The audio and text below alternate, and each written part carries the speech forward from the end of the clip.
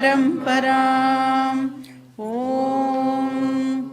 पार्थाय प्रतिबोधितां भगवता नारायणेन स्वयं व्यासेन ग्रथितां पुराणमुनिना मध्ये महाभारतम् अद्वैतामृतवर्षिणीं भगवती अष्टादशाध्यायिनीं अम्ब त्वामनुसन्ददामि भगवद्गीते भवद्वेषिणीं वसुदेवसुतं देवं कंसचाणूरमर्दनं देवकी परमानन्दं कृष्णं वन्दे जगद्गुरुं मूकं करोति वाचालं पङ्गुं लङ्घयते गिरिं यत्कृपातमहं वन्दे परमानन्दमाधवम् ॐ सहना भवतु सहनौ भुनक्तु सह वीर्यं करवावहै तेजस्विनावधीतमस्तु मा विद्विषावहै ॐ शान्ति शान्ति शान्तिः हरिः ॐ श्री गुरुभ्यो नमः हरिः ॐ श्लोका नंबर 41 व्यवसायात्मिका बुद्धिः एकेह कुरु नन्दन बहुशाखा ह्यनन्ताश्च बुद्धयो व्यवसायिनाम्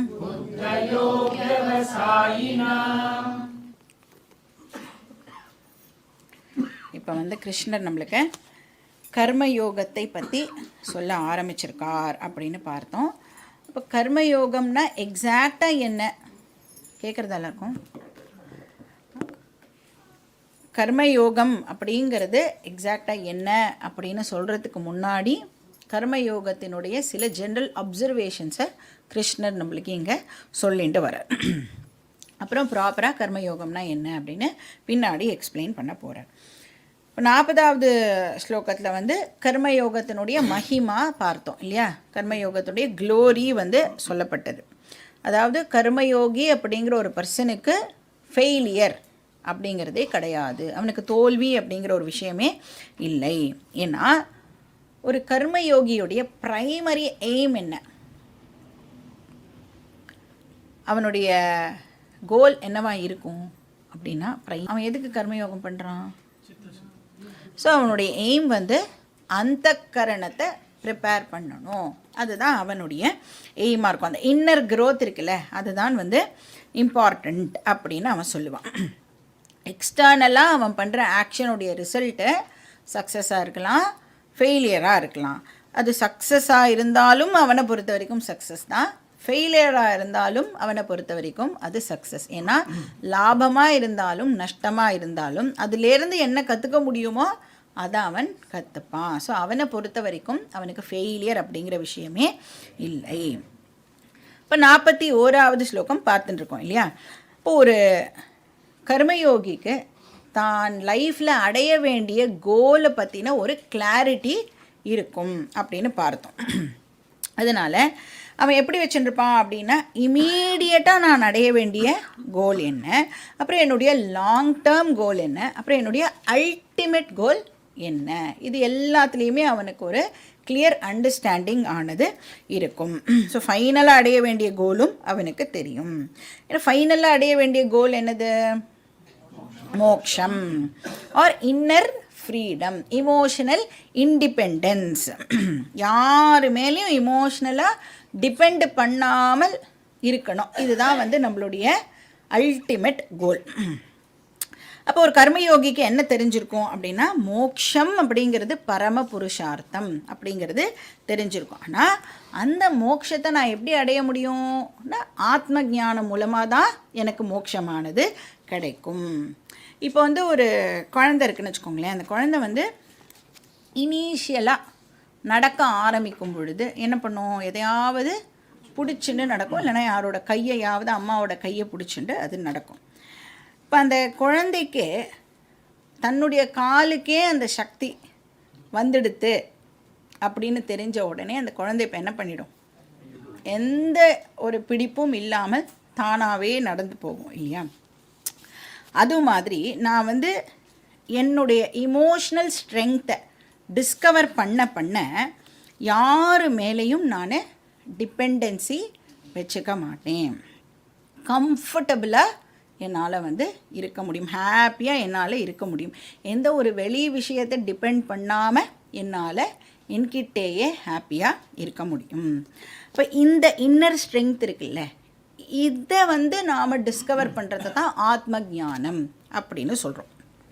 இப்போ ஒரு கர்மயோகிக்கு தெரியும், இது வந்து ஞானத்தினால மட்டுமே இந்த ஃப்ரீடமை என்னால் அடைய முடியும் அப்படின்னு தெரியும்.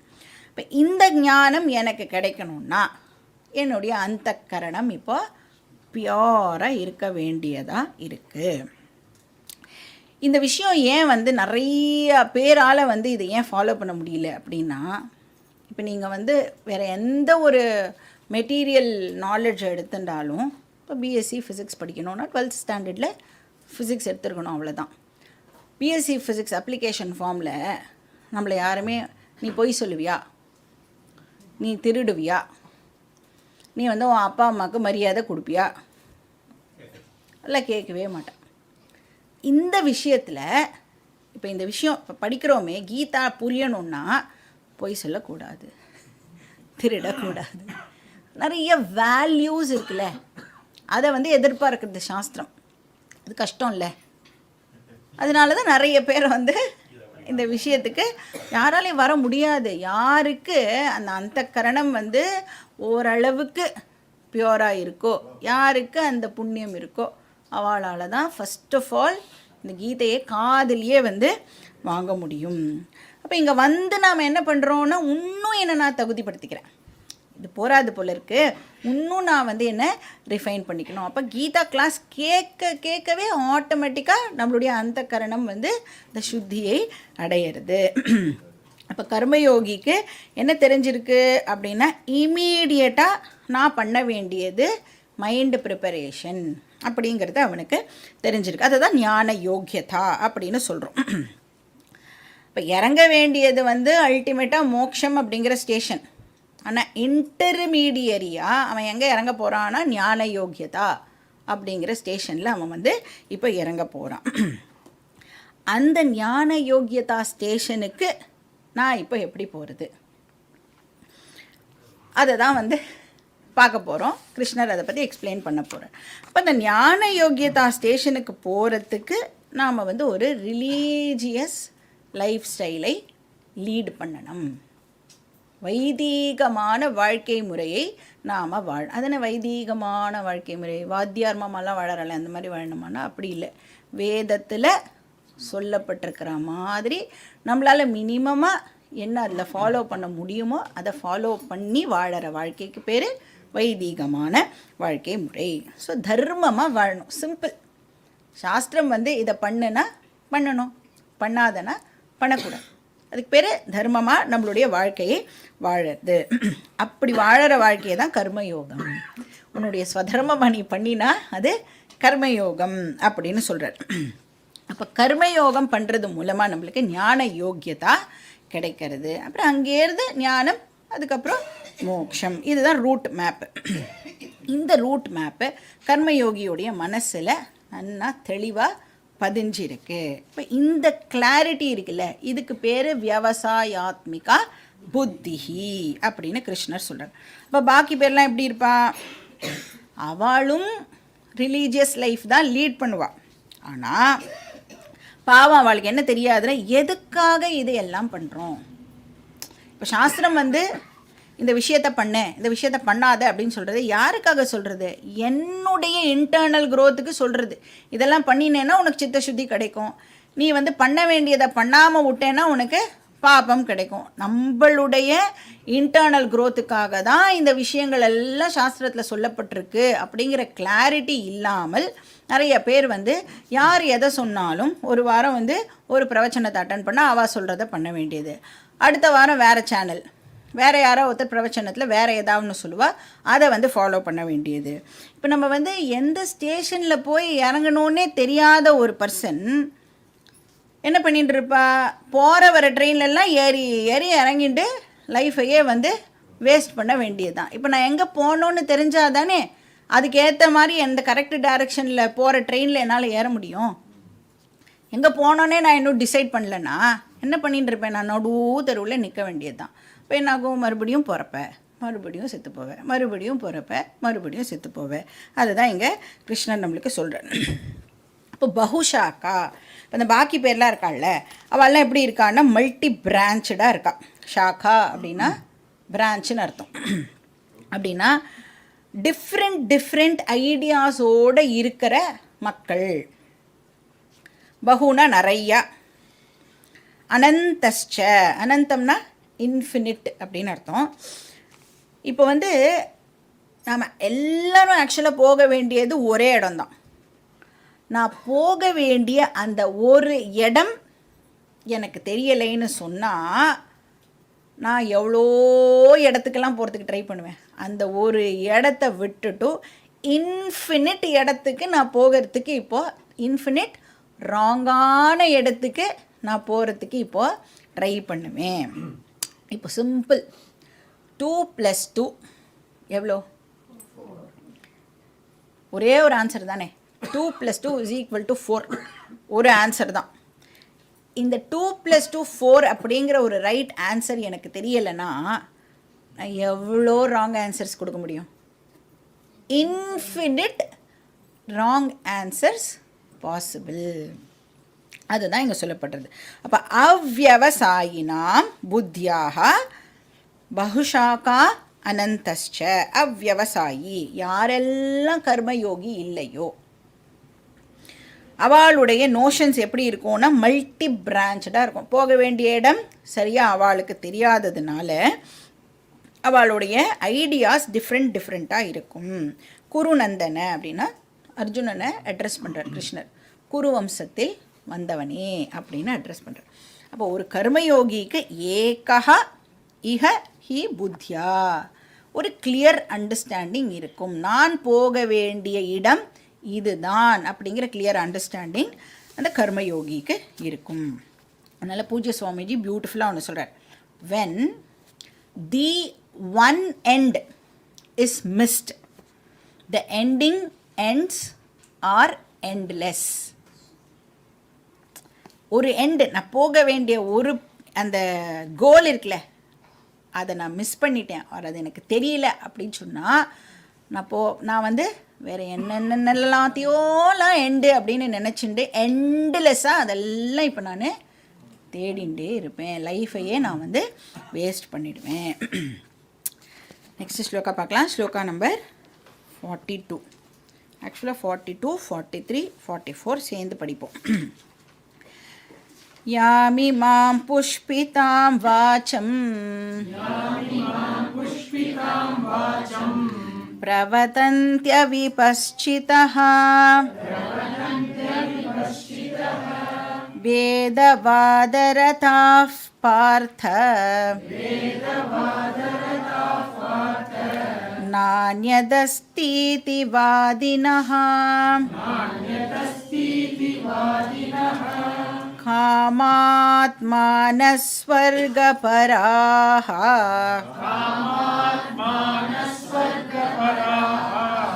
ஜன்மகர்மஃலப்ரதாம் கிரியா விசேஷபஹுலாம்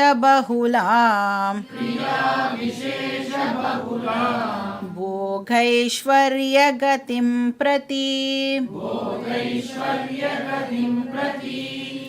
भोगैश्वर्यप्रसक्ता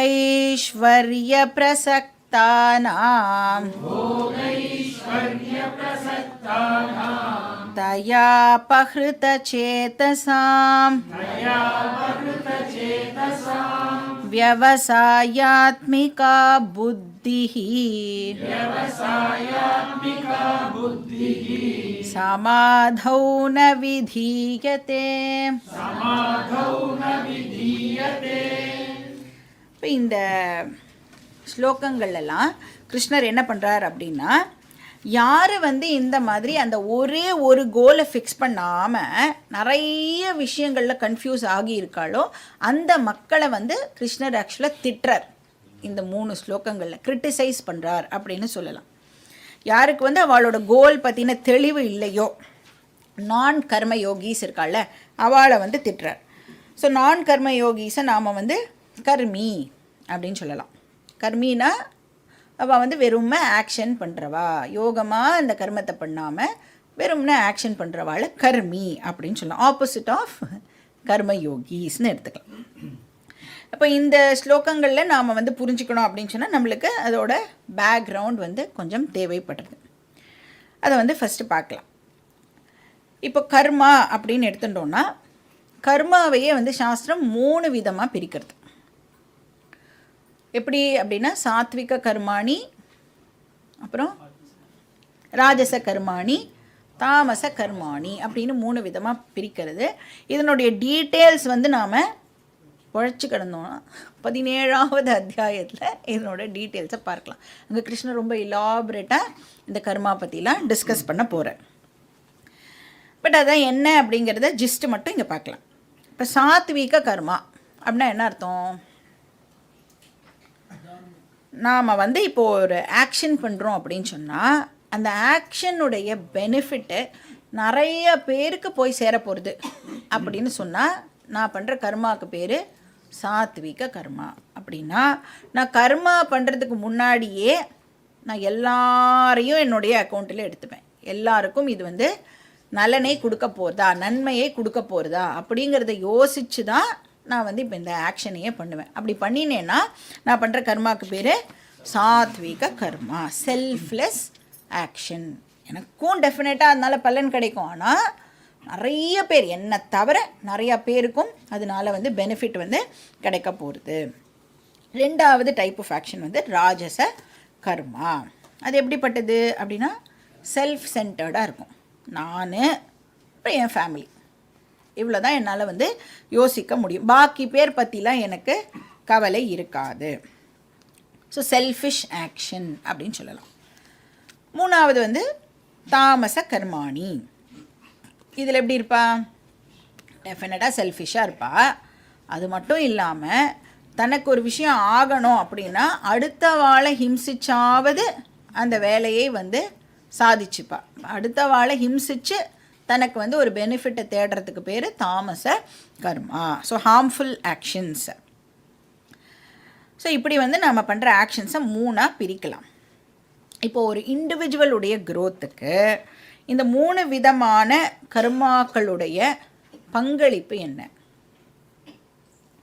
சாஸ்திரம் சொல்கிறது சாத்வீக கர்மா ஒரு மனுஷனுடைய இன்னர் க்ரோத்துக்கு ரொம்ப ரொம்ப ஹெல்ப்ஃபுல்லாக இருக்கும் அப்படின்னு சொல்கிறது. சாத்வீக கர்மாவுடைய ப்ரைமரி பெனிஃபிட் என்னன்னா இன்னர் க்ரோத், சித்த சுத்திலாம் சொல்கிறோம்ல, அது ஞான யோக்கியதா. இன்னர் க்ரோத் சாத்வீக கர்மா பண்ணுறது மூலமாக கிடைக்கும். அப்போ இந்த மெட்டீரியல் பெனிஃபிட்ஸ் எல்லாம் கிடைக்காதா? பேர், புகழ், பணம் அதெல்லாம் கிடைக்காதானா? கிடைக்கும். ஆனால் என்னை பொறுத்த வரைக்கும் அதெல்லாம் எனக்கு செகண்டரி. நெக்ஸ்ட் ராஜச கர்மா. அது மூலமாக ஒரு பர்சனுக்கு என்ன மாதிரியான க்ரோத் இருக்கும்? டெஃபினட்டாக எக்ஸ்டர்னல் க்ரோத் இருக்கும். மெட்டீரியல் வைஸ், மெட்டீரியலிஸ்டிக்கலி நல்ல க்ரோத் அந்த பர்சனுக்கு இருக்கும். அர்த்த காமா நல்லா என்ன மேக்ஸிமம் முடியுமோ அவளோட கெப்பாசிட்டிக்கு அவள் ரீச் பண்ணுவாள். ஆனால் இன்டர்னல் க்ரோத் ரொம்ப ரொம்ப மினிமமாக இருக்கும், ஸ்லோவாக இருக்கும். இப்போ ஃபார் எக்ஸாம்பிள் இப்போ கிளாஸ்க்கு வந்திருக்கோம்ல, இப்போ இந்த கிளாஸ் டைமில் நம்மளுக்கு சொல்கிறா, நீங்கள் சப்போஸ் நீங்கள் ஒரு ஆஃபீஸ் போயிட்டு இருந்தேன்னு வச்சுக்கோங்களேன். இப்போ நீ வந்து இன்றைக்கி இந்த 1 ஹவரில் மட்டும் நீ திருப்பி ஆஃபீஸில் வந்து ஒர்க் பண்ணினேன்னா உனக்கு நான் வந்து 10,000 ருபீஸ் தருவேன் இன்றைக்கி அப்படின்னா, கிளாஸுக்கு வருவாளா, ஆஃபீஸ் ஒர்க் போடுவாளா? ஆஃபீஸ் ஒர்க்கு பண்ணுவாள்ல. அந்த மாதிரி பண்ணால் அந்த பர்சன்லாம் வந்து ராஜச கர்மா பண்ணுற பர்சன் அப்படின்னு அர்த்தம். அப்போ மெட்டீரியல் பெனிஃபிட்டு நிறைய அந்த பர்சனுக்கு கிடைக்கும். இப்போ 3வது தாமச கர்மா. அதில் என்ன க்ரோத் இருக்கும் நம்மளுக்கு? டெஃபினட்டாக மெட்டீரியல் பெனிஃபிட்டு கிடைக்கும். இந்த சீட்டிங், ஸ்கேமு, கரப்ஷன் இதெல்லாம் இருக்குல்ல, இதெல்லாம் பண்ணுறது மூலமாக டெஃபினட்டாக பணம், பதவி, புகழ். ஸ்கேம் பண்ணால் தான் இப்போ வந்து ஃபேமஸ் ஆக முடியும்ல.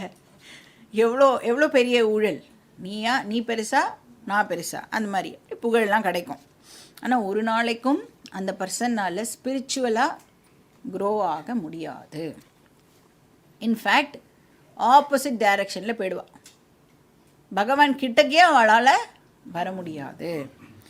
அப்போ சாத்வீக கர்மா தான் நம்மளுடைய இன்னர் க்ரோத்துக்கு கான்ட்ரிபியூட் பண்ணுறது. இதை வந்து நல்லா நாம் ஞாபகம் வச்சுக்கணும். ராஜச கர்மா ரொம்ப ரொம்ப லிமிட்டெட் இன்னர் க்ரோத்தை கொடுக்கறது. தாமச கர்மா சுத்தம். இன்ஃபேக்ட் அதை வந்து அப்ஸ்ட்ரக்ட் பண்ணுறதுன்னு சொல்லலாம். அப்போ ஒரு மனுஷனுடைய நிம்மதி, சந்தோஷம், அப்புறம் வாட்டெவர், அதெல்லாம் எதை டிபெண்ட் பண்ணி இருக்குது அப்படின்னா இன்னர் க்ரோத்தை டிபெண்ட் பண்ணி தான் ஒரு மனுஷன் நிம்மதியாக இருக்கானா, சந்தோஷமாக இருக்கானா அப்படிங்கிறத நம்மளால் சொல்ல முடியும் இல்லையா? இப்போ எல்லாம் இருக்கும், ஆனால் இன்னர் க்ரோத் இல்லை அப்படின்னா அந்த பர்சனால் நிம்மதியாக இருக்க முடியாது. எதுவுமே இல்லை, ஆனால் மென்டல் மெச்சூரிட்டி இருக்குது, எனக்கு மனப்பக்குவம் எனக்கு இருக்குன்னா என்னால் வந்து ஹாப்பியாக இருக்க முடியும். அப்போ இந்த இன்னர் க்ரோத் அப்படிங்கிறது நம்மளுக்கு கிடைக்கணும்னா நாம் வந்து சாத்வீக கர்மாவை பண்ணுறதுக்கு ஆரம்பிக்கணும். இது வரைக்கும் நம்மளுக்கு தெரியாமல் இருந்திருக்கலாம், நம்ம பண்ணுறதெல்லாம் நல்ல கர்மா தான் அப்படின்னு நினைக்கலாம். ஆனால் இப்போ எக்ஸ்ட்ராவாக எதையும் நாம் வந்து அக்கௌண்ட்டுக்கு எடுத்துக்கணும், இது மூலமாக நிறைய பேருக்கு பெனிஃபிட் கிடைக்குமா அப்படிங்கிறதையும் இப்போ நம்ம கன்சிடர் பண்ண ஆரம்பிக்கணும். அப்போ முதல்ல 3 விதமான கர்மாஸ் இருக்குன்னு தெரியணும். அப்புறம் இன்னர் க்ரோத்துக்கு எது ஹெல்ப் பண்ணுறது அப்படிங்கிறதும் தெரியணும். இதை வச்சுட்டு இப்போ நாம் வந்து இந்த 3 ஸ்லோகாவை பார்க்கலாம். கிருஷ்ணர் வந்து இந்த 3 ஸ்லோகங்களில் ராஜச கர்மா பண்ணுறாள் அவளை திட்டுறார். இன்ஃபேக்ட் திட்டி தீர்க்கிறார் அப்படின்னு கூட சொல்லலாம். ராஜச கர்மாவை யார் பண்ணுறான்னு பார்த்தோம்.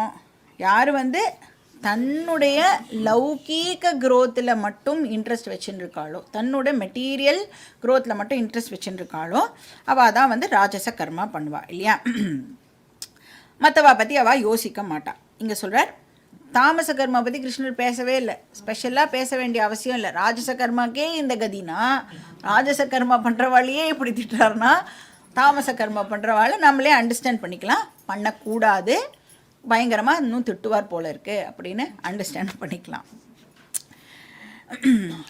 ஸோ இப்போ நம்ம வந்து இந்த 3 ஸ்லோகங்கள் இருக்குல்ல, இது ஆக்சுவலாக வந்து ப்ராப்பராக நாம் ஒரு வார்த்தையும் எடுத்து அரேஞ்ச் பண்ணினா தான் ஒரு ப்ராப்பர் சென்டென்ஸை நம்மளால் வந்து ஃபார்ம் பண்ண முடியும். அதனால் நாம் வந்து இந்த வார்த்தைகளை ரீஅரேஞ்ச் பண்ணி அதனுடைய அர்த்தங்களை பார்க்கலாம். அதே ஆர்டரில் பார்க்க மாட்டோம், அங்கங்கே வேர்ட்ஸை பிக் பண்ணி பார்ப்போம். ஸோ முதல்ல வந்து யாரை கண்டனம் பண்ணுறாருன்னா செல்ஃபிஷ் பீப்புள். யாரவா அப்படின்னா 42வது ஸ்லோகத்தில் ஃபஸ்ட்டு லைனில் இருக்கு பாருங்க, அவிபஸ்சிதா. கடைசி வார்த்தையாக இருக்கா அவிபஸ்சிதா. அவிபஸ்சிதானா அன்இன்டெலிஜென்ட் பீப்புள், முட்டாள் அப்படின்னு அர்த்தம். அதாவது டிஃப்ரென்ஷியேட் பண்ணி பார்க்க தெரியாதவா, பகுத்து அறிய தெரியாதவா. என்னோட பணம், என்னோட ஸ்டேட்டஸ், புகழ் இதெல்லாம் மட்டும்தான் என்னை வந்து என்னோடய லைஃப்பில் சக்ஸஸ்ஃபுல்லாக ஆக்கும் அப்படின்னு நினச்சின்னு இருக்கிற பர்சன்ஸ், ஒரு ராங் ஐடியாவோடு இருக்கிற பர்சன்ஸ். அப்போ இந்த ராங் ஐடியாவுக்கு பேர் அவிவேகம் அப்படின்னு பேர். அது இருக்கிறவாளை அவிவேகி அப்படின்னு சொல்கிறோம். கிருஷ்ணர் இங்கே அவிபஸ்சிதா முட்டாள் அப்படின்னு திட்டுறார். சொல்வாள், பணம் கொடுத்து மெத்தை வாங்கலாம், பணம் கொடுத்து தூக்கத்தை வாங்க முடியாது, அந்த மாதிரி. ஸோ அவிபஷ்சிதான்னா அர்த்த காம பிரதான பீப்புள் அப்படின்னு எடுத்துக்கலாம். இல்லைன்னா பிரேயஸ் ஸ்ரேயஸ்னு 2 வார்த்தை பார்த்தோம்ல, அதில் பிரேயார்த்தினஹா அப்படின்னு எடுத்துக்கலாம். ஸோ அவிபஷ்சிதா ஓவரா. நெக்ஸ்ட் வந்து வேதவாத ரதா.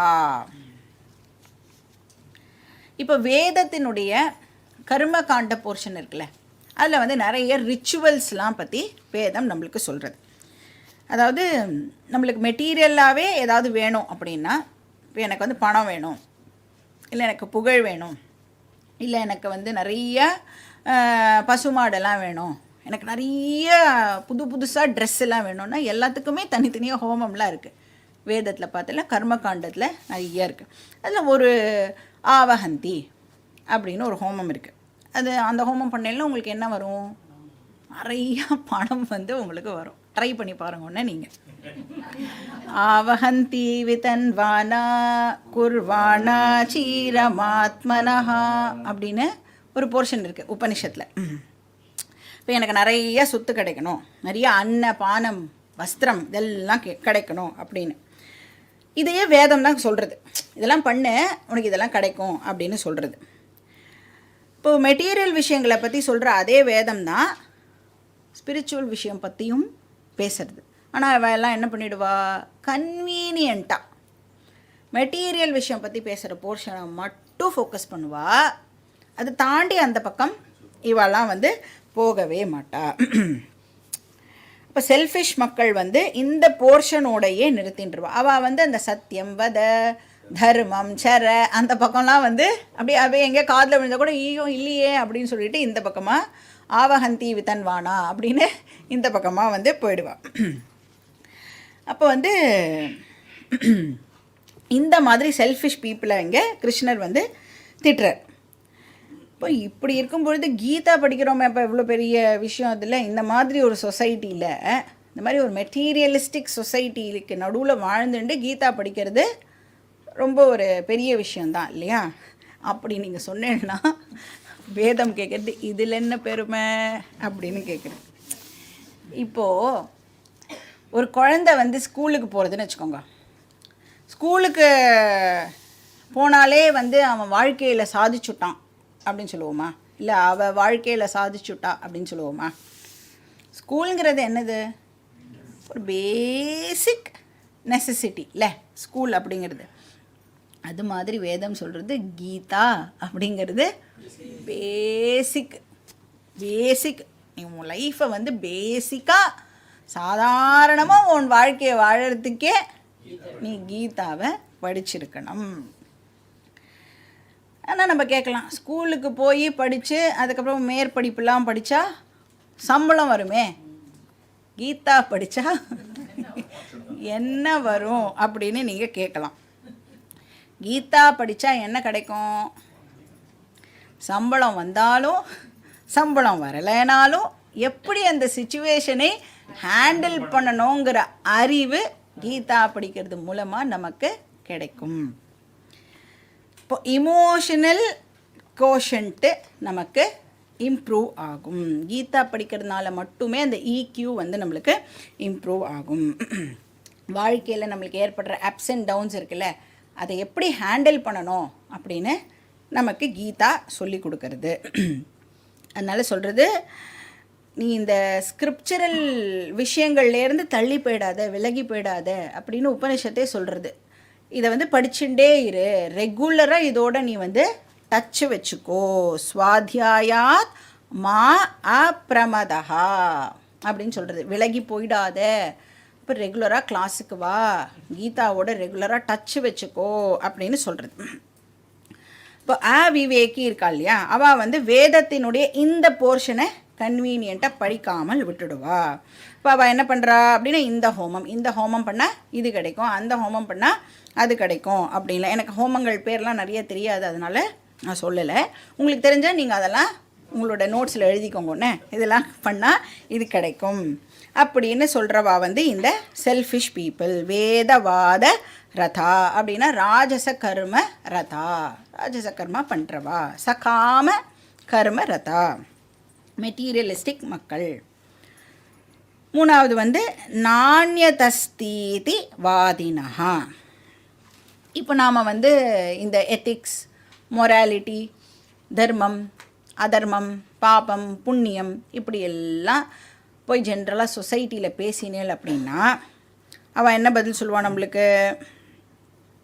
அந்த மாதிரிலாம் ஒன்று இருக்கிற மாதிரி எனக்கு தெரியலை, இருக்கிறது ஒரு லைஃப், இதை என்ஜாய் பண்ணிவிட்டு போயிடணும், காவோ பியோ மஜா கரோ அப்படி சொல்லுவாள்ல.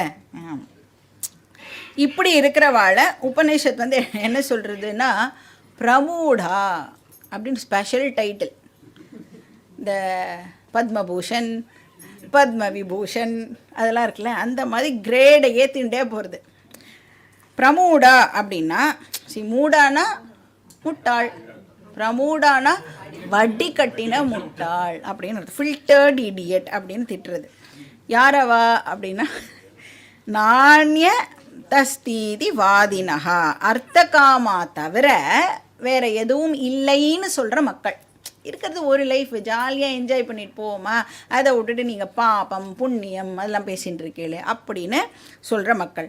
ஸோ ந அந்யஹா அஸ்தீதி வாதினஹா, அர்த்தகாம தவிர வேறு எதுவும் இல்லைன்னு சொல்கிற மக்கள். ந அந்யஹா அஸ்தீதி வாதினஹா, அவளையும் வந்து கிருஷ்ணர் வந்து கிரிட்டிசைஸ் பண்ணுறார். நாலாவது காமாத் மானஹா, அது எங்கே இருக்குது அப்படின்னா 43வது ஸ்லோகத்தில் ஃபர்ஸ்ட் வேர்ட் காமாத் மானஹா. இது வேணும் அது வேணும் அப்படின்னு டிசையர் பண்ணுறவா, ஆசைப்படுறவா. இப்போ இந்த ஆசை இருக்குல்ல, ஆசைக்கு நீங்கள் ஒரு உருவம் கொடுத்தேன்னா அவள் தான் அது. எல்லாம் நிறைய ஆசைகள் வச்சுட்டுருப்பாள்ல, அவளை வந்து காமாத் மானஹா அப்படின்னு கிருஷ்ணர் இங்கே சொல்கிறார். இங்கே என்ன கிரிட்டிசைஸ் பண்ணப்படுறது அப்படின்னா, இப்போ மெட்டீரியல் விஷயங்கள்லாம் அப்போ ஆசையே படக்கூடாதான்னா தாராளமாக படலாம், ஆனால் ஓவர் இம்பார்ட்டன்ஸ் கொடுக்காதே அப்படின்னு வேதம் நம்மளுக்கு அறிவுறுத்துறது. இப்போ அதுக்கு என்ன இம்பார்ட்டன்ஸ் கொடுக்கணுமோ அதை மட்டும் கொடு, நீ அதுக்கு கீழேயும் கொடுக்க வேண்டாம் மேலேயும் கொடுக்க வேண்டாம். ஏன்னா நிறைய பேர் என்ன பண்ணிடுறா அப்படின்னா அந்த மெட்டீரியல் விஷயத்துக்கு மட்டுமே இம்பார்ட்டன்ஸ் கொடுத்து அது மட்டுமே நம்மளோட லைஃபோட ப்ரையாரிட்டி அப்படின்னு தப்பாக நினச்சிட்டு இருக்கிறதுனால தான் இந்த பிரச்சனை எல்லாம் வருது. அந்த சென்ஸ் ப்ளஷர்ஸ் இருக்குல்ல, அது மட்டுமே பிரதானம் அப்படின்னு இருக்கிறவாளை இங்கே சாஸ்திரம் கிரிட்டிசைஸ் பண்ணுறது. ஸோ காமாத் மானஹா, சென்ஸ் ப்ளஷர்ஸுக்கு கை கால் மூஞ்சிலாம் கொடுத்தா அதுதான் அந்த பர்சன் அப்படின்னு சொல்கிறார். ஸோ ஒரு பெரிய லிஸ்ட்டு வச்சுட்டுருப்பாவா, தப்பி தவறி கூட அந்த லிஸ்ட்டில் தர்மமும் மோட்சமும் இருக்கவே இருக்காது, அர்த்த அண்ட் காம மட்டும்தான் இருக்கும். ஸோ அந்த லிஸ்ட்லேயே எது ஹையஸ்ட்டு அப்படின்னு பார்த்தோன்னா ஸ்வர்கபரா, அவளோட லிஸ்ட்டில் என்ன இருக்கும், ஸ்வர்க்கம் போகிறதும் அவளோட லிஸ்ட்டில் ஒரு ஐட்டமாக இருக்கும். ஏன்னா அவளோட அல்டிமேட் கோல் என்னன்னா ஸ்வர்க்கம், ஸ்வர்க்கத்துக்கு போகிறது. இப்போ எப்படி வந்து ஒரு 10-20 வருஷத்துக்கு முன்னாடி அமெரிக்கா போகிறது எல்லாருடைய ஒரு கனவாக இருந்ததோ, எல்லாருடைய இப்போ நீங்கள் வைதிகாலாம் பார்த்தீங்கன்னா நீங்கள் கேட்டீங்கன்னா அவளுக்கு எது எய்ம் நீங்கள் போய் கேளுங்க, எதுக்காக நீங்கள் இந்த மாதிரி அக்னிஹோத்திரம்லாம் பண்ணுறீங்களே எல்லாம் பண்ணுறீங்களே எதுக்கு பண்ணுறீங்கன்னா ஸ்வர்க்கம் அப்படின்னு சொல்லுவாள். அவளுடைய கோலே வந்து ஸ்வர்க்கமாக இருக்கும். இப்போ அந்த காலத்தில் ஸ்வர்க்கத்துக்கு போகிறது எய்மாக இருந்தது, இந்த காலத்தில் அமெரிக்கா போகிறது வந்து எய்மாக இருக்குது. ஆனால் இன்னும் கொஞ்சம் காலத்தில் இந்தியாவிலேயே இருக்கிறது தான் நிறைய பேரோட எய்மாக இருக்க போகிறது பாருங்க. ஏன்னா இதுதான் வந்து ஸ்வர்க்க பூமியாக இருக்க போகிறது. இப்போ வந்து அந்த ஸ்வர்க்கம் இருக்கே, இந்திரன் இருக்கிற ஸ்வர்க்கம் இருக்கே, அதுக்கு போனோன்னா what is the qualification required? முதல்ல சாகணும். அமெரிக்கா போகிறதுக்கு உயிரோடு இருந்தால் தான் வந்து நம்மளால் போக முடியும். அந்த வீசா அதெல்லாம் இருந்தால் நம்ம வந்து போயிடுவோம் இல்லையா. அப்போ அவிபஸ்சிதா வேதவாதரதா நானியதஸ்தீதி வாதினஹா, அப்புறம் காமாத்மானஹா ஸ்வர்கபரா. இந்த 5ம் வந்து இந்த செல்ஃபிஷ் மக்களுடைய டிஸ்கிரிப்ஷனாக கிருஷ்ணர் வந்து நம்மளுக்கு இங்கே சொல்கிறார். இந்த மாதிரி ஆட்டிடியூட் இருக்கிற மக்களால் ஒரு நாளைக்கும் கர்மயோகியாக ஆக முடியாது அப்படிங்கிறதை கிருஷ்ணர் இங்கே நமக்கு சொல்கிறார். இப்போ அவள் என்ன பண்ணுறா அப்படின்னா, மறுபடியும் இப்போ எங்கே வரணும், 42வது ஸ்லோகம். பிரவதந்தி அப்படின்னு சொன்னால் அவள் வந்து செல்ஃபிஷாக இருக்கா இல்லையா, அவள் எப்படி செல்ஃபிஷாக இருக்கா அப்படிங்கிறத ஃப்ரீயாக அடுத்த வாழ்க்கை எடுத்து சொல்லுவாள். நான் என்னெல்லாம் பண்ணி இதெல்லாம் சம்பாதிச்சேன் தெரியுமா, நீயும் அதே மாதிரியே உன்னோட லைஃப்பில் பண்ணினேன்னா என்ன மாதிரியே நீயும் அமோகமாக செல்ஃபிஷாக உன்னோட லைஃப்பை லீட் பண்ணலாம் அப்படின்னு ஃப்ரீயாக தன்னுடைய ஃபிலாசபியை அடுத்த வாழ்க்கை எடுத்து சொல்கிறது, ப்ராப்பகேட் பண்ணுவாள். பிரவதந்தி அப்படின்னா ப்ராப்பகேட் பண்ணுறது. அந்த மெட்டீரியல் ஃபிலாசபி என்றைக்குமே அட்ராக்டிவாக இருக்கும்ல. உனக்கு இது கிடைக்கும், உனக்கு அது கிடைக்கும் அப்படின்னு சொன்னால், மோட்சம்னா ஃபர்ஸ்ட் ஆஃப் ஆல் நம்மளுக்கு என்னன்னு தெரியாது. மோட்சம் கிடைக்கும்னா அது மாட்டுக்கு இருந்துட்டு போகிறது. ஏன்னா அதுக்கு எனக்கு மீனிங்கே தெரியாததுனால உனக்கு வீடு கிடைக்கும், உனக்கு கார் கிடைக்கும், உனக்கு வந்து ஸ்வர்க்கம் கிடைக்கும் அப்படின்னா உடனே நம்ம வந்து அப்படிலாம் கிடைக்கும் போல இருக்கேன் அந்த பக்கம் போய்ட்றோம் இல்லையா. அந்த மாதிரி அவள் வந்து தன்னுடைய விஷயங்களை எல்லாம் அடுத்த வாழ்க்கை எடுத்து சொல்லுவாள். அதனால்தான் நீங்கள் பார்த்தீங்கன்னா சின்ன பசங்கள்லாம் கீதா கிளாஸ் வந்தால் கேட்பேன், என்ன இந்த வயசுலேயே என்னத்துக்கு கீதா கிளாஸ்லாம் போயிண்டு, அதுக்கெல்லாம் தனியாக வயசு இருக்குது அப்படின்னு சொல்லுவாள். இப்போ அந்த பசங்கக்கிட்ட வந்து யாராவது ஒரு ஃபஸ்ட்டு வாட்டி கேட்டால் இல்லை எனக்கு பிடிச்சிருக்கு நான் போகிறேன் அப்படின்னு சொல்லுவாள். இதே ஒரு 4-5 வாட்டி அந்த பசங்களை கூப்பிட்டு இதுக்கு போகிற எல்லாம் போகாத, இந்த வயசுக்கு இல்லை இது அப்படின்னு சொன்னால் பசங்களுக்கே டவுட் வந்துடும். ஓ நம்ம ஏதோ தப்பு பண்ணுறோம் போல இருக்குது, இல்லைனா ஏன் இவ்வளோ வாட்டி சொல்கிறா அப்படின்னு. இல்லை, ஏற்கனவே கீதா கிளாஸ்க்கு நிறைய பேர் வரமாட்டேங்கிறா, வரவாளியும் வந்து கூப்பிட்டு இந்த மாதிரி பேசுகிறதுக்கு ஒரு 4 பேர் இருக்கா. அப்போ நல்லா கன்ஃபியூஸ் ஆகிடுவான். அப்போ இந்த மக்கள் வந்து ஃப்ரீயாக அவளுடைய ஃபிலாசபியை ஸ்ப்ரெட் பண்ணுவா. எப்படி வந்து இந்த அட்வர்டைஸ்மெண்ட்லாம் இருக்குல்ல, அட்வர்டைஸ்மெண்ட்லாம் வேணும்னு நான் பார்க்குறோம், நம்ம மேலே திணிக்கப்படுறதில்ல, நீ வேண்டானாலும் காதில் விடுறதில்ல. அந்த மாதிரி இவள் வந்து வேண்டாம் சொன்னாலும் நம்மக்கிட்ட வந்து அந்த விஷயங்களெல்லாம் போட்டு நம்மளோட மைண்டை வந்து அவள் கன்ஃபியூஸ் பண்ணுவா. அதனால் கிருஷ்ணர் இங்கே என்ன சொல்கிறார், நம்மளை வார்ன் பண்ணுறார். இந்த மாதிரி மக்களை பார்த்த உடனே நீ அலர்ட் ஆகிடு, டக்குன்னு நம்மளுக்கு வந்து ஒரு பெல் அடிக்கணும். இவாக்கிட்ட நம்ம ஜாக்கிரதையாக பேசணும், இவா நம்மளை மாற்றிடுவா அப்படின்னு ஜாக்கிரதையாக இருக்க சொல்கிறார். அந்த தூண்டில் ஒரு இது மாட்டிருப்பால, அந்த மாதிரி நீ போய் அவகிட்ட மாட்டின்றாதே அப்படின்னு கிருஷ்ணர் வந்து நம்மளை இங்கே வார்ன் பண்ணுறார். இன்னும் நம்மளும் அவளை மாதிரி மாறிடுவோம். அதனால்தான் சங்கரர் என்ன சொல்கிறார், சத் சங்கம் இஸ் வெரி வெரி இம்பார்ட்டன்ட், சத் சங்கத்வே நிஸ்ஸங்கத்வம். அதனால தான் சத் சங்கத்திலையே எப்பயும் இருக்கிறதுக்கு பார்க்கணும் அப்படின்னு அதனால தான் சொல்கிறேன். ஏன்னா நம்ம யாரோட அசோசியேஷன் வச்சுட்டு இருக்கோமோ அவளை மாதிரியே தான் ஆகிறதுக்கு முயற்சி பண்ணுவோம் இல்லையா. ஸோ எப்படி பேசுகிறாளாம் அவா, புஷ்பிதாம் வாச்சம் பிரவதந்தி, ஃப்ளவரி ஸ்பீச், புஷ்பிதாம் வாச்சம், அந்த தேனொழுக பேசுறதுன்னு சொல்லுவான்ல, அந்த மாதிரி பேசி நம்மளை வந்து அவள் கவுத்துடுவா. அட்வர்டைஸ்மெண்ட் மாதிரி. அட்வர்டைஸ்மெண்ட்டில் என்ன பண்ணுவோம், நீ இதெல்லாம் வாங்கினேன்னா உனக்கு ஃப்ரீ அப்படின்வாங்க. என்ன ஃப்ரீ, பிளாஸ்டிக் ஸ்பூன். உடனே நம்ம என்ன பண்ணுவோம், ஃப்ரீயாக பிளாஸ்டிக் ஸ்பூன் கொடுக்குறோம், நான் வாங்க போய் நம்ம அதை வாங்கலாம். அந்த பொருள் நம்மளுக்கு வேணுமா வேண்டாமான்றதை பற்றிலாம் யோசனை இல்லை, ஃப்ரீயாக ஏதோ ஒன்று கொடுக்குறான்ல அதுக்காக போய் அதை காசு செலவழித்து வாங்குவோம் இல்லையா. அந்த மாதிரி அவகிட்ட போய் நாம் மாட்டின்றுவோம். அவள் வந்து புஷ்பிதாம் வாச்சம். நெக்ஸ்ட் என்னது, கிரியா விசேஷ பகுலாம், கிரியா விசேஷ பகுலாம் வாச்சம் பிரவதந்தி. இப்போது வந்து வெரைட்டிஸ் ஆஃப் ரிச்சுவல்ஸ் பற்றி நம்மக்கிட்ட அவள் வந்து பேசுவா. அதை பண்ணால் இது கிடைக்கும், இது பண்ணால் அது கிடைக்கும். கிரியா விசேஷ பகுலாம் அப்படின்னா வேதிக் லாங்குவேஜில் ரிச்சுவல்ஸ் அப்படின்னு அர்த்தம். Varieties of rituals. இந்த பூஜை பண்ணு உனக்கு பேர் கிடைக்கும், அது பண்ணு ப்ரொமோஷன் கிடைக்கும். மாடர்ன் லாங்குவேஜில் சொல்லணுன்னா வெரைட்டிஸ் ஆஃப் ப்ராஜெக்ட்ஸ், இதுக்கப்புறம் இது, அதுக்கப்புறம் இந்த வீடு வாங்க, இதுக்கப்புறம் இதில் இன்வெஸ்ட் பண்ணு, அதை பண்ணு, அப்படியெல்லாம் நம்மளுக்கு வந்து அட்வைஸ் கொடுப்பா. இப்போ ஒன்று முடிஞ்ச உடனே இன்னொன்று ரெடியாக ஆல்ரெடி வெயிட்டிங்கில் இருக்கும். அப்போ இந்த மாதிரி இந்த ப்ராஜெக்டே பண்ணிட்டு இருந்தா எப்போ வந்து கீதா கிளாஸ் எல்லாம் கேட்குறதுக்கு டைம் இருக்கும் நமக்கு இல்லையா? அப்போ அதுக்கு பின்னாடி போயிட்டோம் அப்படின்னா இதுக்கெல்லாம் நம்மளால் டைம் கொடுக்க முடியாது. இப்போ அவள்லாம் எப்படி இருப்பான்னா 24 மணி நேரத்தில் அவளுக்கு மட்டும் 26 மணி நேரம் வேலை இருக்கும். அது பின்னாடியே போயிட்டு இருக்கிறதுனால இந்த மாதிரி விஷயங்கள் எல்லாம் அவளுக்கு இருக்கிறதே தெரியாது. எப்போ பாரு ஏதாவது ஒரு ஆக்டிவிட்டியில் ஈடுபட்டுன்னு இருப்பா. ஸோ இப்படியே அவள் பண்ணிட்டு இருக்கிறதுனால அவளுக்கு என்ன கிடைக்கும்? ஜன்ம கர்ம பலப்பிரதாம். இப்போ ஒரு ஆக்ஷன் பண்ணுறோம், அது என்ன பண்ணுவோம்? நம்மளை இன்னொரு ஆக்ஷன் பண்ணுறதுக்கு தூண்டிவிடும். அப்போ அதை பண்ணுவோம், அது என்ன ஆகும்? வேறு இன்னொரு ஆக்டிவிட்டியில் கொண்டு போய் விடும். அந்த வேர்ல்ட் பூல் ஆஃப் ஆக்ஷன்ஸில் நாம் சுழண்டு அப்படியே சுற்றிகிட்டே இருக்க வேண்டியதுதான்.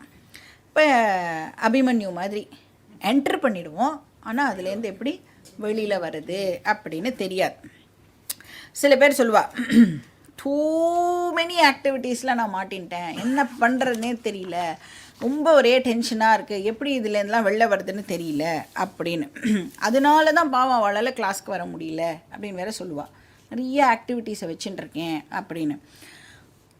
இப்படியே பண்ணிட்டு இருந்தால் என்ன ஆகும்? அதை கிருஷ்ணர் இங்கே என்ன சொல்கிறார்? புனரபி ஜனனம் புனரபி மரணம் புனரபி ஜனனி ஜடரே சயனம் இஹ சம்சாரே பகுதுஸ்தாரே கிருபயா பாரே பாஹி முராரே.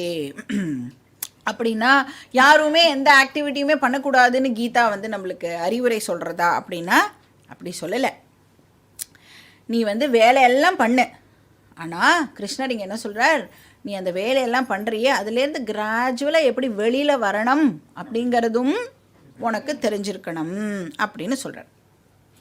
அர்த்த காமம் இருக்குல்ல, அது ரொம்ப ரொம்ப லோ லெவல்னு சொல்கிறார். இப்போ அதை விட்டுட்டு தர்ம மோக்ஷத்துக்கு நீனு போகணும். இதுக்கு தான் இந்த 4 ஆசிரமங்களே வந்து ஃபர்ஸ்ட் ஆஃப் ஆல் கொடுக்கப்பட்டிருக்கு. பிரம்மச்சரிய, கிரகஸ்த, வானப்பிரஸ்த, சந்நியாச. அப்போ ஒரு பர்சன் வந்து கிராஜுவலாக ஒரு ஆசிரமத்துக்குள்ளேயும் நுழையணும். ஒரு ஆசிரமத்துக்குள்ளே நுழையணும், மெச்சோர் ஆகணும், வெளியில் வரணும். நெக்ஸ்ட் ஆசிரமத்துக்குள்ளே போகணும், மெச்சோர் ஆகணும், வெளியில் வரணும். அப்போ வந்து டெஃபினட்டாக சந்நியாசம் எடுத்துக்கணுமா அப்படின்னா ஃபிசிக்கலாக சந்நியாசம் எடுத்துக்கணும்னு அவசியம் இல்லை, ஆனால் மென்டலாக டெஃபினட்டாக சந்நியாசியாக இருக்கணும். அதுதான் வெரி வெரி இம்பார்ட்டண்ட்.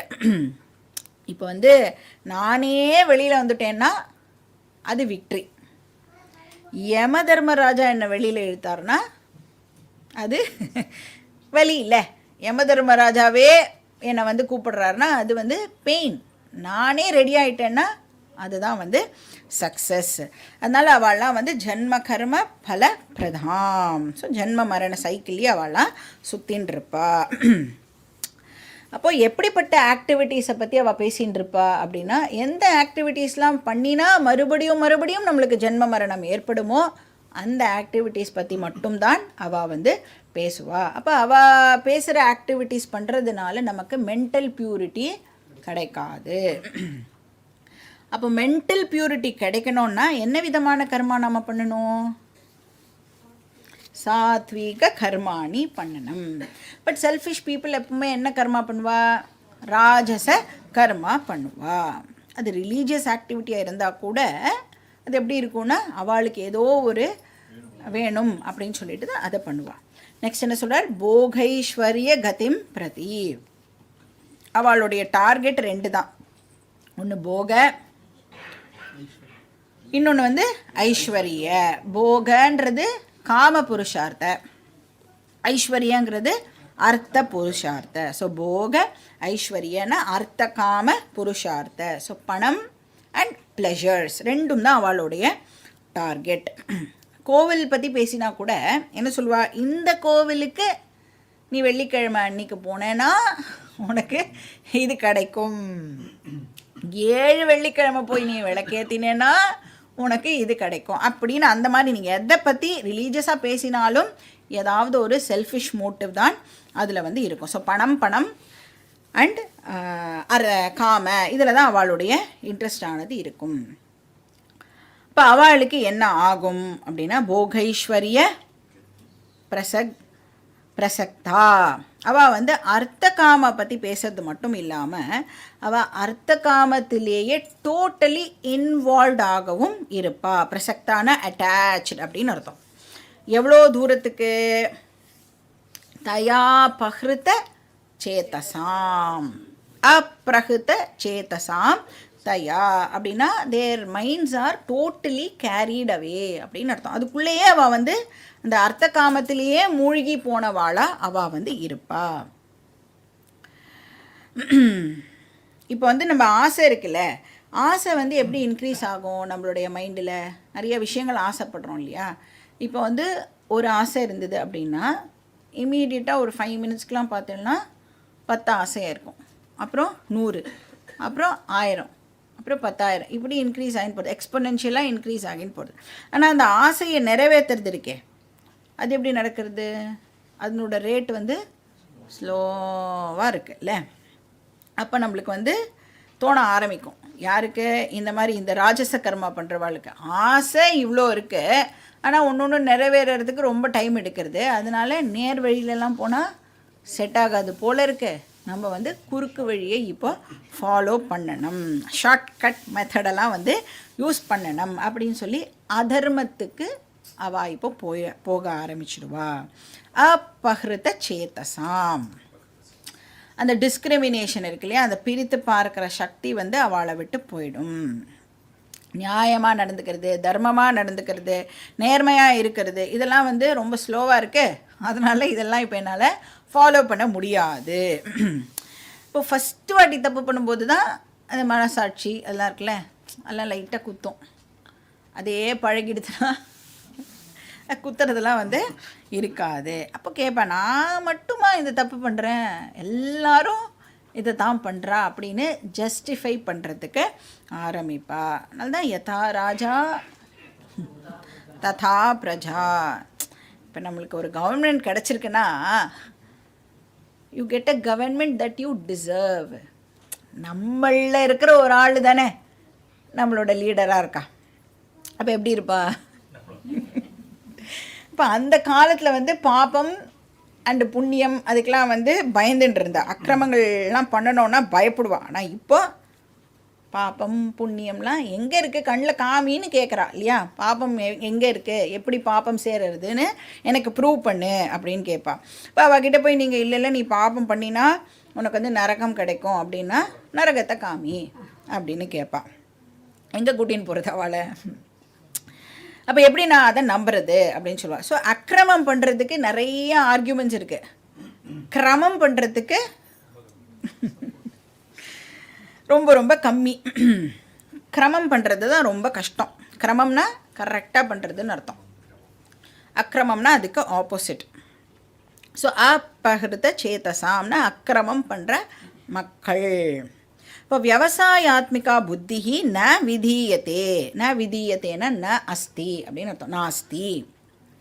அவளுக்கு வந்து கிளியர் திங்கிங் உடைய புத்தி இல்லை, அந்த கிளாரிட்டி திங்கிங் அவளுக்கு இருக்காது. லைஃப்பில் வந்து அந்த ப்ரையாரிட்டிஸ் வந்து இந்த பர்சன்ஸுக்கு, இந்த செல்ஃபிஷ் பீப்புளுக்கு கிளாரிட்டி இருக்காது. கோல்ஸ்லேயும் கிளாரிட்டி இருக்காது, மீன்ஸ்லேயும் கிளாரிட்டி இருக்காது. சமாதவ் அப்படின்னா இந்த இடத்துல வந்து மைண்டுன்னு அர்த்தம், அந்தக்கரணம். அவளுடைய அந்தக்கரணத்தில் கிளியர் திங்கிங் இருக்காது. ஸோ இந்த மாதிரி மெட்டீரியல் மக்கள் கர்மயோகியாக ஒரு நாளைக்கும் ஆக முடியாது அப்படின்னு கிருஷ்ணர் சொல்கிறார். அப்போ யாரால் கர்மயோகியாக ஆக முடியும் அதை வந்து அடுத்த ஸ்லோகத்தில் சொல்கிறார். ஸ்லோகம் படிக்கலாம். ஸ்லோகா நம்பர் 45. त्रैगुण्य विषया वेदाः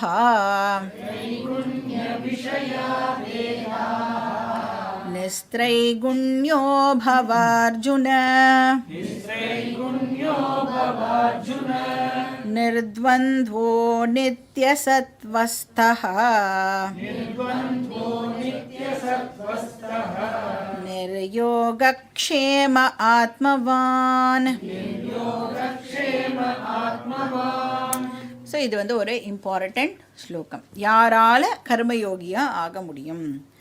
அப்போ ஒரு கர்மயோகியோட பர்சனாலிட்டி எப்படி இருக்கும், அந்த கர்மயோகியோட திங்கிங் பேட்டர்ன் எப்படி இருக்கும், இப்போ கர்மயோகியோட கோல் என்னவா இருக்கும், ஆட்டிடியூட் என்னவா இருக்கும், அதுதான் இந்த ஸ்லோகத்தில் சொல்லப்பட்டிருக்கு. திரைகுண்ய விஷயாக வேதாக. திரைகுண்யம் அப்படின்னு சொன்னால் அர்த்த காம அக்கம்ப்ளிஷ்மெண்ட்ஸ் அப்படின்னு அர்த்தம். விஷயா அப்படின்னா சப்ஜெக்ட் மேட்டர். வேதனா வேதம். இப்போ வேதத்தில் அர்த்த காம பற்றின விஷயமும் அவைலபிளாக இருக்குது. அர்த்த காமத்தை பற்றின சப்ஜெக்ட் மேட்டரும் வேதத்தில் இருக்குது. ஆனால் ஒரு கர்மயோகி எப்படி இருக்கணும், என்ன பண்ணணும், நிஸ்திரைகுண்யோ பவ அப்படிங்கிற. நிஸ்திரைகுண்யோ பவ. ஒரு கர்மயோகி அந்த மெட்டீரியல் விஷயங்களோட அட்டாச் ஆகக்கூடாது அப்படின்னு இங்கே கிருஷ்ணர் சொல்கிறார். ஓவர் இம்பார்ட்டன்ஸ் கொடுக்காதுன்னு சொல்கிறார். அதோட ரோல் என்னவோ அதுக்கு மட்டும் அதை நீ யூஸ் பண்ணு. அதனால தான் நீங்கள் பார்த்தீங்கன்னா எதுக்கு இந்த அர்த்த காமெல்லாம் பின்ன இருக்குது அப்படின்னா, இந்த டான்ஸு, பாட்டு, ட்ராமா இதெல்லாம் காமக்கு கீழே வந்துடும் இல்லையா, என்டர்டெயின்மெண்ட்டில் வந்துடும். அப்போ நீ இதெல்லாமும் இருக்குது. ஆனால் எது உன்னுடைய லைஃப்பில் ப்ரைமரியாக இருக்கணும் அப்படின்னா, இப்போ சினிமாவும் ஆஃபீஸ் போகிறதும் தான் உன்னுடைய கோலா, இல்லை கிரிக்கெட் மேட்சும் ஆஃபீஸ் போகிறதும் மட்டும்தான் உன்னுடைய கோலா அப்படின்னா, வேறு ஏதோ ஒரு கோலை அடையிறதுக்கு நீ இந்த விஷயங்களை பயன்படுத்தணுமா அப்படின்னு கேள்வி கேட்டால் கர்மயோகி என்ன சொல்லுவான், இப்போ என்னோடய ஆஃபீஸ் போகிறத நான் யூஸ் பண்ணி மோட்சங்கிற கோலை அடைவேன் அப்படின்னு சொல்லுவான். இப்போ வீட்டில் இருக்கிறவா ஹவுஸ் ஒய்ஃப்னா நான் ஹவுஸ் ஒய்ஃபை வேலை பண்ணிட்டு மோக்ஷம் அப்படிங்கிற கோலை நான் அடைவேன். அப்போ இந்த வேலைகள்லாம் இருக்குல்ல அது செகண்டரி. ஆனால் அதை நான் மீன்ஸாக யூஸ் பண்ணி என்னுடைய ப்ரைமரி கோலை நான் அடைவேன். இப்போ தயிர் சாதம் சாப்பிட்றோன்னு வச்சுக்கோங்க. தயிர் சாதம் எப்படி இருக்கும், பிளாண்டாக இருக்கும். அதனால தான் அதுக்கு என்ன தொட்டுப்போம், ஊறுகாய் நாம் தொட்டுக்கிறோம். இப்போ சப்போஸ் ஊறுகாய் மெயின், தயிர் சாதத்தை நான் ஊறுகாய்க்கு தொட்டுப்பேன், எப்படி இருக்கும், தப்புன்னு தெரியறதில்ல. அந்த மாதிரி தான் இப்போ நம்மளுடைய நார்மல் ஆக்டிவிட்டீஸ் இருக்குல்ல, அதுதான் மெயின், மோக்ஷம் செகண்டரி அப்படின்னு சொன்னால் ஊறுகாவை மெயினாக சாப்பிட்டுட்டு தயிர் சாதத்தை தொட்டுக்கிறோன்னு அர்த்தம். தயிர் சாதம் மெயின், ஊறுகாய் தொட்டுக்கிறது அப்படின்னா மோக்ஷம் மெயின், எனக்கு கொடுக்கப்பட்டிருக்கிற ஆக்டிவிட்டீஸ் செகண்டரி. அதை பயன்படுத்தி அதை யூஸ் பண்ணி மோக்ஷம் அப்படிங்கிற கோலை நான் அடைவேன். அப்போ தர்ம மோக்ஷம்தான் முக்கியம், அதுதான் ப்ரைமரி. அதுக்காக என்னுடைய மொத்த லைஃப்பையும் நான் டெடிகேட் பண்ணுவேன். இப்போ நிஸ்திரைகுண்யோ பவ நிர்த்வந்தோ பவ அப்படின்னு சொல்கிறார். அப்போ அர்த்த காம எப்படி இருக்கணும் அப்படின்னா சப்சர்வியண்ட்டாக இருக்கணும், செகண்டரியாக இருக்கணும். நிர்த்வந்துவோ பவ அப்படின்னா துவந்துவ அப்படின்னு சொன்னால் ஆப்போசிட் எக்ஸ்பீரியன்சஸ் அப்படின்னு அர்த்தம். சுகம் துக்கம், லாபம் நஷ்டம், அந்த மாதிரி கம்ஃபர்ட் டிஸ்கம்ஃபர்ட். அப்போ இதெல்லாம் இருக்கு இல்லையா, சனி பெயர்ச்சி, குரு பெயர்ச்சி, இதெல்லாம் இருக்குல்ல. அப்போ இந்த ஏதாவது ஒரு பெயர்ச்சி வந்ததுன்னா என்ன சொல்லுவோம், ஒரு 2.5 வருஷத்துக்கு கஷ்டமாக இருக்கும் அப்படின்னு சொல்லுவாள். அப்போ 2.5 வருஷம் கழித்து நன்னாயிடுமான்னா அதுவே பழகிடும் அப்படின்னு சொல்கிறாள்ல. அப்போ வேறு ஒரு கஷ்டம் வரும். ஒரு கஷ்டம் போச்சுன்னா இன்னொரு கஷ்டம் வரும். ஏதாவது ஒன்று இப்படி நம்மளோட லைஃப்பில் வந்துட்டே தான் இருக்கும். இப்போ இதை மாதிரிலாம் வந்துட்டே இருக்குது அப்படின்னா ஒன்றுத்துக்கும் நான் பரிகாரம் அப்படின்னு பண்ண போனேன்னா கிருஷ்ணர் இங்கே கேட்குறார், எவ்வளோத்துக்குன்னு நீ பரிகாரம் பண்ணுவ, உனக்கு லைஃப் டைம் போருமா அந்த பரிகாரம் பண்ணுறதுக்கு? டெஃபினட்டாக பண்ண முடியாது இல்லையா. அதனால் இங்கே என்ன சொல்கிறார், இன்னொன்றுத்துக்கும் பரிகாரம் பண்ணுறேன்னு கிளம்பாத, நிர்த்வந்தோ பவ அப்படின்னு சொல்கிறார். அந்த கஷ்டங்களை அக்செப்ட் பண்ணுற மனப்பாங்கை நீனு வளர்த்துக்கோ. அப்போ கர்மயோகி பரிகாரமே பண்ணிகிட்டு இருக்க மாட்டான். ஏன்னா தர்ம மோட்சத்துக்கு டைம் இருக்காது அப்படின்னு அவனுக்கு தெரியும். ஸோ நிர்த்வந்தோ பவ அப்படின்னா பேர்ஸ் ஆஃப் ஆப்போசிட்ஸை நீ அக்செப்ட் பண்ணிக்கிறதுக்கு கற்றுக்கோ அப்படின்னு சொல்கிறார். பாக்கி டீட்டெயில்ஸ் நம்ம நெக்ஸ்ட் கிளாஸ்லேயே பார்க்கலாம். ஓம் பூர்ணமதః பூர்ணமிதம் பூர்ணாத் பூர்ணமுதச்யதே பூர்ணஸ்ய பூர்ணமாதாய பூர்ணமேவாவசிஷ்யதே. ஓம் சாந்தி சாந்தி சாந்தி. ஹரி ஓம். ஸ்ரீ குருभ्यो